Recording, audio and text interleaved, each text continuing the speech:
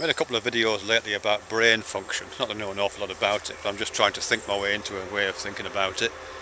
So I made one about connections, only connection. Just to remind myself that, the brain isn't a series of machines connected by passive wires. It's just the wires, you know what I mean? There is just connection in the brain, that's it. Just connection, and the mechanisms of that connection, which are broadly speaking electrochemical signals passed across, excuse me, pardon me, electrochemical signals passed across the, what's it called, the, that neuronal gap, the synaptic cleft. So it is just about the pattern of connections, not about, as I say, machines joined by passive wires. Then I made a video just trying to analogize that myself and trying to put a visual image to it about how a pattern of connections can be made effective, can have an effect, or can be made visible. So the pattern becomes an initiator, a causal entity.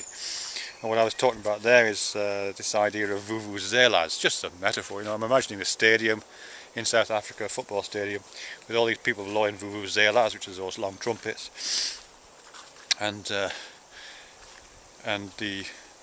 whilst most of the time it's just a background draw, and occasionally you get these patterns of sound happening, because each person, each little synaptic cleft in that particular system is hearing the sound of the person next to them, hearing the sound of the trumpet of the person next to them, and picking up on that and reflecting it on and echoing it.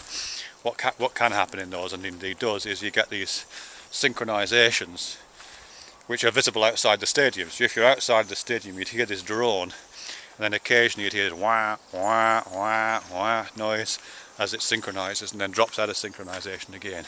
So the pattern of firings, the pattern that connects, the pattern of connection, has, in that analogy, had a kind of external, physical, emergent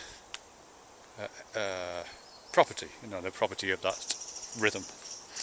So I'm just thinking of a second one for that, in my second bid to get some cash from the Wellcome Foundation for an art science collaboration. No, just kidding.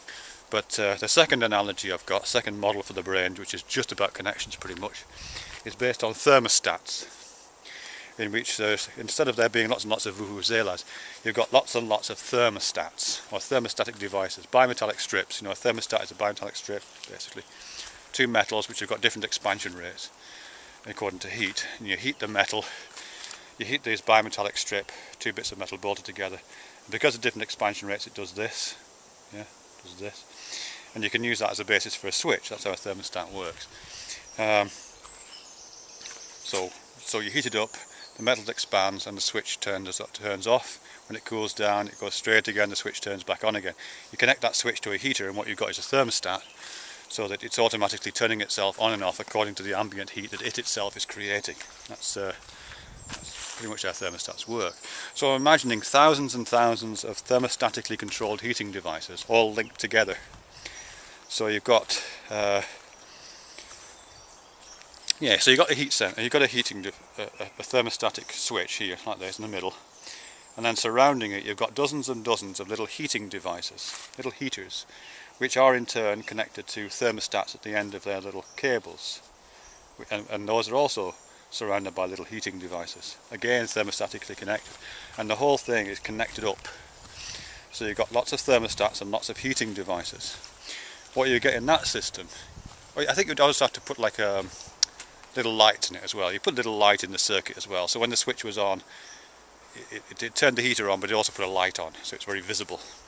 What you get in that system is you get, let's say you artificially kicked it into starting by warming a part of it up, so that so the thermostat kicked in. So some of the heaters would go on, they would heat up the thermostats nearest to them. Those thermostats would then trigger other heaters on or off in other parts of the system, but they would only trigger on when the heat levels reached a certain point. So that again, there'd have to be a threshold of synchronized thermostatic switching or kind of firing in order to create enough heat to trigger the next thermostat in the network, and the next switch would be triggered and the next heater would be turned on. So it's only so there had to be an organised pattern of firings and organised patterns of thermostatic switchings in order to generate enough heat for the kind of wave that would run through this, the wave of heat to run through the system to propagate.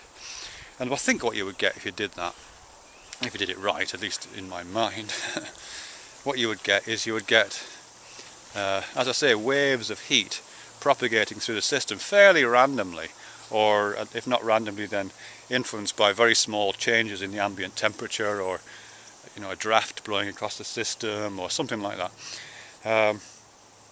You would get the waves of heat moving through it, and if these little light bulbs attached to these switches so you could visually see it as well, you would get waves of light patterns moving around on this, shifting across the surface of this interconnected series of thermostats and heaters. It's kind of like a brain. I mean, you'd need bazillions of them to make it worthwhile, to really make it mimic it. But I can kind of imagine, a 10-foot by 10-foot array with, I don't know, 100 thermostats and 100 tiny little heaters. Maybe in a tank, actually, better, like the little immersion heaters in a tank, shallow tank, with thermostats next to them or near them, so the whole thing is working in a liquid. Then you get convection currents kicking in as well. That'd be really nice. If you put some coloured dye in the tank, you'll be able to see the convection currents moving around through this system as the heaters warmed up parts of the tank, little lights coming on, little switches clicking in patterns, and these patterns propagating throughout the system, again influenced by effects outside, any earth tremors or someone bumping the tank or something dropping into the tank, or just the air temperature above the tank just changing a little bit. That'd be gorgeous, that, wouldn't it?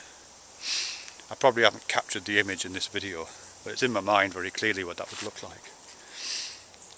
It's kind of like a brain. You could talk to it, actually. You put your face near the tank like this, and you could shout into the tank, and your shouting would cause disturbance in the surface, which would ripple through the system, and the lights and the heating system and the convection currents would change as a complex and chaotic response to your input. So in a way you could have a kind of untranslatable conversation with the system. That'd be wild, wouldn't it? I like that. Yeah.